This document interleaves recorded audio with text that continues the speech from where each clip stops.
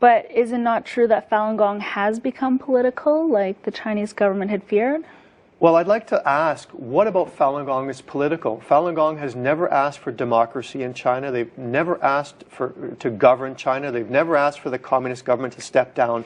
The only thing Falun Gong practitioners want is the end of the persecution and to bring these people responsible to justice. The reality is the Communist Party and their officials are responsible for these mass crimes against humanity.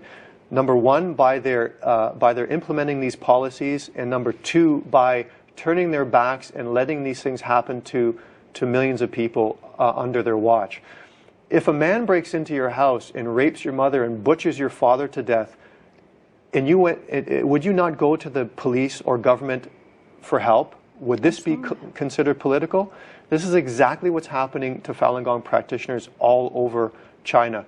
The reports of unlawful arrests, the violence, the beatings, the electrocutions, the rapes, the gang rapes, the forced abortions, the torture. It's just unbelievable what's happening. But listen to this.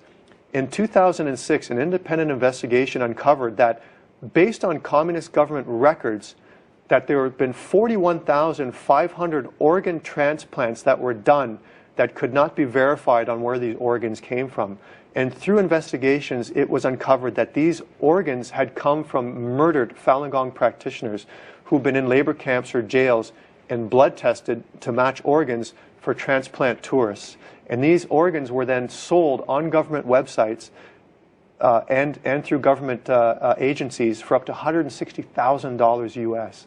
Like, these are the issues that Falun Gong practitioners are facing today. Is it not human to want these crimes stopped? Like, if Coca-Cola or IBM were doing these crimes against a group of people and we all rallied to stop it, it wouldn't be seen as political. It's only seen as political because this human rights abuser, this perpetrator, is hiding behind the cloak of a government. So for Falun Gong practitioners to want this stopped, it's not political. But I want to go a little bit deeper on this political label because it's very important. For 60 years, the Communist Party has been brainwashing Chinese people to believe that if anybody attacks the Communist Party or criticizes the Communist Party, then they're against China and against the Chinese people. So this in turn has created hyper-patriotic Chinese who turn around and attack anybody that the regime labels as political or anti-China. And this has been, it's almost like it was an ingenious tool by the communist regime to protect them from ostracization from others for their crimes. So you have Amnesty International, who's seen as an anti-China organization because they're actually trying to stop the torture of Chinese people by the communist regime. But you get the actual Chinese people standing up and attacking Amnesty International, attacking the very organization that's trying to protect them because they firmly believe that this organization is political because the regime has labeled it political and anti-China. So this is the kind of mindset you're dealing with inside China today when the regime targets anybody or labels people as political. Well, another label, Falun Gong has also been branded as a cult by the Chinese government. Do you want to comment on that? Yeah, the Tibetans are terrorists. The Uyghurs are criminal. Falun Gong is a cult. Human rights lawyers who help people inside China, their human rights, are subversive. The Dalai Lama is a separatist. Amnesty International is anti-China. On and on and on these labels go. You know, at this time in our life, if anybody believes a thing that the Communist Party is saying about anything, then I think it's time you wake up and smell the poison coffee. You know, since 2000, Amnesty International has debunked the cult label on Falun Gong. And just recently, the United Nations wrote a report that stated the stigmatization of political against Falun Gong has created a conspiracy theory against the group that has aided in its persecution. Let's look at the facts, though. Since 1994, Falun Gong has been practiced in 60 countries around the world by millions of people, and it's been translated into 13 different languages. Not one person anywhere in the world has ever been convicted or arrested for any illegal acts anywhere in the world. All our appeals around the world have been awarded for our rational and peaceful appeals. There's no money about Falun Gong whatsoever. If you want to join Falun Gong, it's absolutely free. There's no worship or rituals. There's no dogma about it. Falun Gong teaches, to respect your family, to be more responsible as a human being, to live by the principles of truth, compassion, and forbearance. From World War II to the Bosnian genocide to Rwanda, the number one weapon in every genocide campaign is propaganda. Propaganda is used to hide a regime's crimes and also to dehumanize the victims so they can be murdered with no complications. Joseph Goebbels was Hitler's propaganda minister, and Joseph Goebbels stated, if you tell a lie long enough, people will start to believe it. And this principle was used in the elimination of 6 million people. In 2003, a Rwandan radio station owner and a Rwandan newspaper owner were both sentenced to life imprisonment for the murder of over 800,000 minority Tutsis in the Rwandan genocide through propaganda over their medium. And the judge said at the sentencing, without lifting a machete or a firearm, you have caused the deaths of thousands of people. This is the power of propaganda. Propaganda is used to hide a regime's crimes, and it's used to dehumanize a victim so they can be killed by the perpetrator. How else can German human beings murder 6 million people? How else can Chinese doctors butcher 41,500 Falun Gong practitioners in order to extract their organs for sale? They can do this because they don't look at Falun Gong practitioners as human. They look at them as political or cult members or criminal, and this is the issue, and this is what we're faced with. And this is why we have to be more aware of this propaganda and the power that it brings. So it's actually been 12 years since the official crackdown, and the Chinese government says that they've actually crushed Falun Gong in China. Mm-hmm. Have they?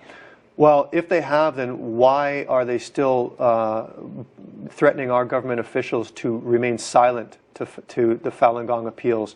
Or why do they keep sending letters to our city officials threatening them that if they have Falun Gong Day, or they write a proclamation for Falun Gong, that they will lose business ties in China? It's because Falun Gong has not been eliminated. In 2006, a Chinese embassy official stationed in Australia defected from the Chinese embassy because of his conscience, and he stated to media that the Chinese government could not understand the peaceful appeals of Falun Gong to protect their freedom of belief. Now they cannot let the international community know what they've done to Falun Gong.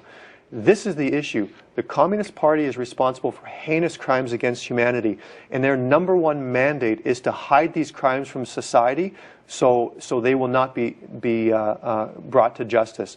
This is the issue that Falun Gong faces today, and why the Communist government is so afraid of the voice of Falun Gong. But don't you think we have to engage China in order to affect change?